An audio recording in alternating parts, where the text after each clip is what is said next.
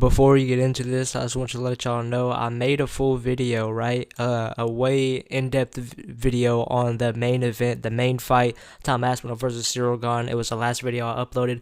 Go check that out. I worked very hard on the video. It was a good video too, you know what I'm saying? So peep that. And then this is the other fights on the card that I wanted to highlight. But if you want to look at my main event reaction, then go to the other video. Yo, this is Can't Get Right MMA, man. We're gonna go over the full UFC 321 card. Well, actually, not the full card, because I'm getting into the summary right here.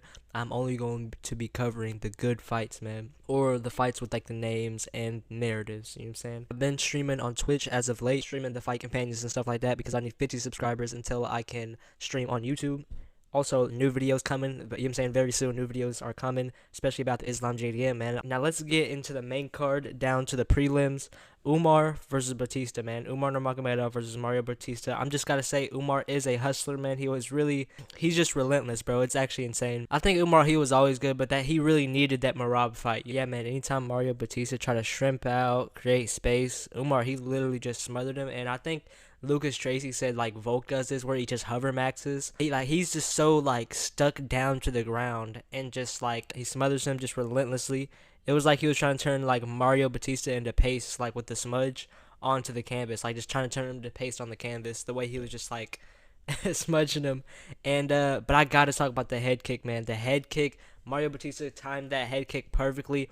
I do not know how Umar, like, he took that, bro. He got dropped by the head kick. That was actually insane watching it live. I couldn't believe it. I was like, damn, he got hit with the head kick, but he recovered well. Now let's get into some of, like, their grappling exchanges, right? Umar slammed Mario Batista. That was pretty cool. I think dude, this is really fast. I'm gonna just get into this real quick. Habib, Islam Makhachev, Umar Nurmagomedov, they have such an underrated judo background, bro. Nobody, like, they talk about the wrestling, bro, but dude, they're really good at judo and jiu-jitsu, bro. Like the judo trips, the throws, they're the trippers, bro. I think everybody knows that. Like, people in the know of, like MMA analysis and stuff like that. But people need to start talking about that more, bro. Especially even Marab, bro. His judo background, man.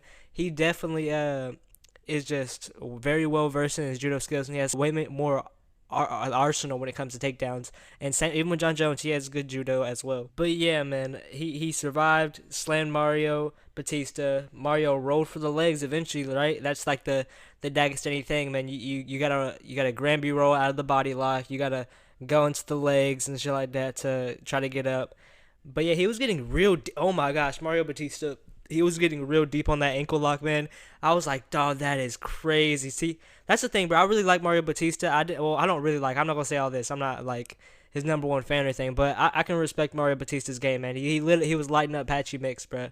But like, obviously he was the villain of that whole Jose Aldo fight. But you know, he's gonna be a ranked fighter. I see you know what I'm saying, he's talented and stuff like that. So, but yeah, he never looked for a way out. He didn't look like a victim on the ground, even though he was getting smudged a lot.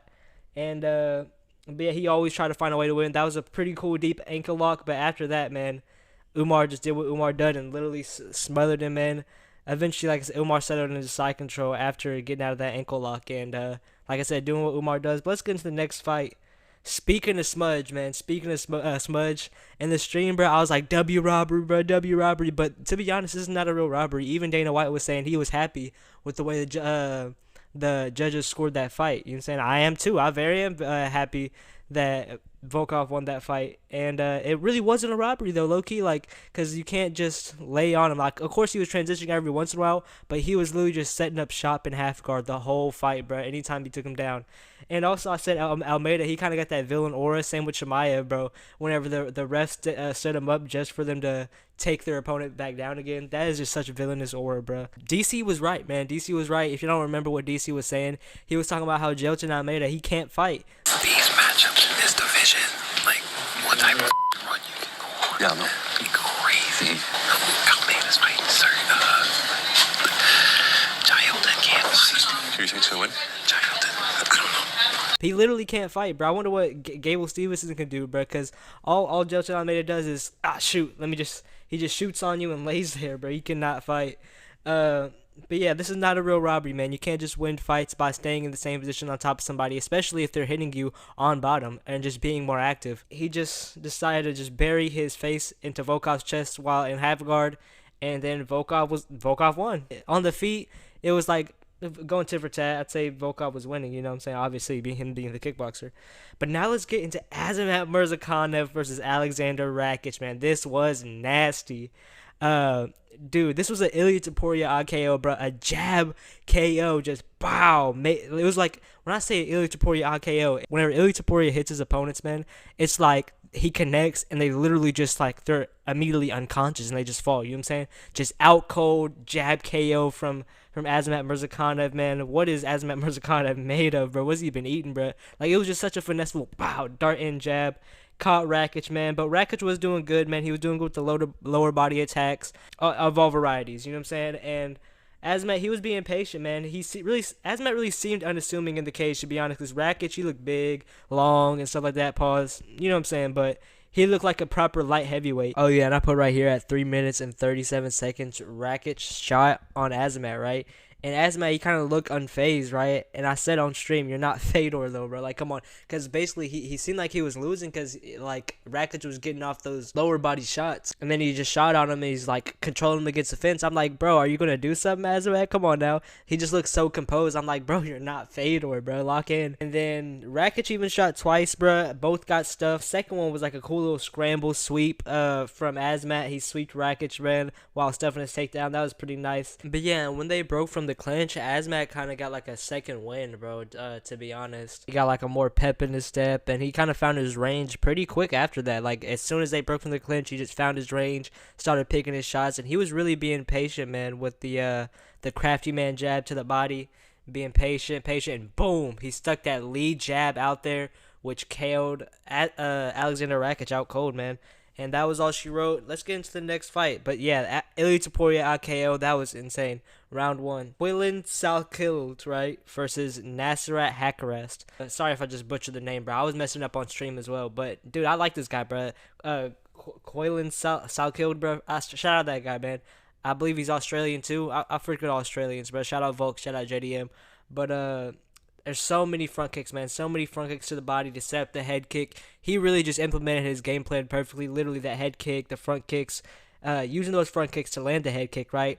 But Nasrat, also, I got to say about Nasrat, man, he never really countered Salkild's takedown attempts because Salkild, he would shoot from so far. It was just so telegraphed. Even everybody was saying it on commentary, right? It was just blatant. He was shooting all wide out. And Nasrat, he would see it. He would back up, but he never countered with anything at all. Yeah, he would just shoot so far out, and I was like, I don't know. It was just interesting to watch. I really like at least Salkild was mixing it up. That even though he was kind of shooting very telegraphed, at least he was mixing it up. But also, this was like a textbook Southpaw versus Orthodox. Salkild is definitely going to be ranked. I think he's going to be a ranked fighter for a while. He still hasn't yet found a ranked opponent. I think him versus Dan Hooker would be fun, but I'm not a matchmaker, you know, so I don't know if that fight will ever line up, but I think that stylistically that fight would be pretty cool. And I think Salkild seems to have like a great build for lightweight. He's not too small, but he's not too big and stuff like that to where his chin could be bad for like a weight cut, you know. He seemed like the perfect build for like a lightweight and good frame and everything like that. So yeah, man. Also, I want to get into Ludovic Klein versus Mateusz Rebecki, bro.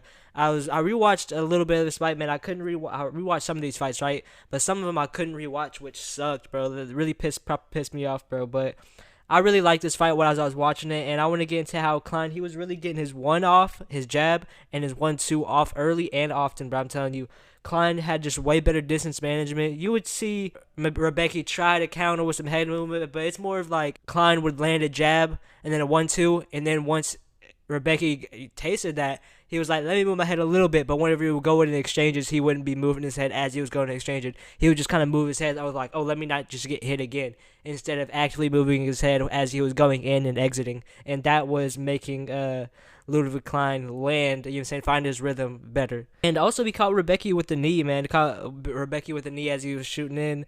And yeah, I just wanted to say again, I couldn't rewatch all the fight, which sucks. But I for some reason, I knew Klein was winning, but I don't know, man. It's something that nowadays you just can't trust the judges. So I was like, there's no way, you know what I'm saying, they're going to rob Ludovic Klein because his leg was hurting and everything like that. So his body language and all that. You know how it is, bro. Judges don't really know what they're doing. Now let's get into Vulture Walker versus Louis Sutherland, man. 4 heel hooks in a row. That's insane, bro. That's actually insane. Dead ass, bro. Dead huzz. Bone cracking low kicks from both. These guys are some heavy, heavy guys, man. Every time they kicked each other, it sounded like just bone snapping, bro. I'm telling you. Vulture got a double leg immediately, bro, and immediately tacked the outside heel hook. I think some people say to roll out, roll out of it or whatever. But Vulture Walker was saying when people roll, it's easier for him to finish the heel hook and stuff like that. It's like, oh, he likes when his opponents roll. Also the call out, bro. People need to do this. I think I said this on stream. People need to stay doing this all the time, bro. This is the blueprint every fighter needs to follow, dude. Call out your opponents, bro. He said the name. He called out the person he wants to fight. He named the place. He named the date, and then he gave some trash talk at the end, bro. That's perfect, bro. Textbook. Like, fighters need to use their microphone time right, bro. Chael Sonnen is literally the perfect person on the mic. I need to rant somewhere in this channel about how people are underrating Chael Sonnen's mic skills, bro. They always say, "Oh, what fighter, what mic skills would you want to have as a fighter?" And people would say Conor McGregor over Chael Sonnen. It makes absolutely no sense. People talking about Conor McGregor is better on the mic than it's just not true, bro. It's just not true. But yeah, man, that's what fighters need to keep doing is calling out their opponents, naming the name, the place, the date, and then give a little bit of trash talk, bro. Get the fighters like you just want to fight. That's where you set up the new thing, bro. Set up your next paycheck. Like honestly, if you're just on the mic yapping, that just sounds professional, bro. Come on, now you gotta give the fans what they need and want, bro. And now let's get into this other fight, man. Nathaniel Wood versus Jose Delgado. This fight I couldn't rewatch at all. I got to watch some of the Klein fight, but this fight I couldn't rewatch at all, which is very unfortunate, man. But the head kick spinning back fist, bro, that was insane, bro. He tried to go with the head kick, and then he just landed that spinning back fist, dropped him. And Nathaniel Wood even dropped Delgado in the later rounds and stuff like that. I really wish I would have got to rewatch this fight because this was a great fight.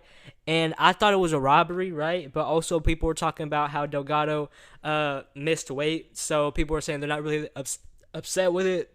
But I don't know, man. I just don't know. I just don't like how politics are getting into the way of these fights nowadays. You know what I'm talking about? I wish the scoring would be consistent and just thorough and consistent all the way through. And wire robbery is just becoming way more common nowadays. You know what I'm saying? Nathaniel Wood versus Jose Delgado. I thought Delgado won, but because he was just output mogging and just speed mogging him the whole time. Delgado was just speed mogging Nathaniel Wood. And Wood was trying to slow the fight down, right? Slow the fight down. He was getting hit with some mean stuff often. You know what I'm saying?